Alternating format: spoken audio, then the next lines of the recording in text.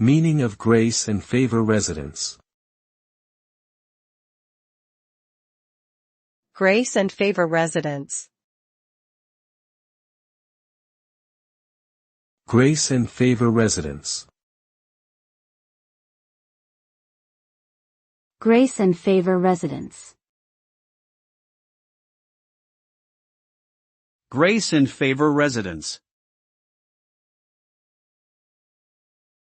A Grace and Favour residence is a term used in the United Kingdom to describe a property that is owned by the monarch or the government and is given as a residence to an individual as a gesture of goodwill or thanks for their services. The term originated from the 16th century practice of kings granting such properties to courtiers to live in without rent. Today, Grace and Favour residences are typically given to members of the royal family, government officials, or individuals who have served their country well. They are often located in historic buildings or scenic locations.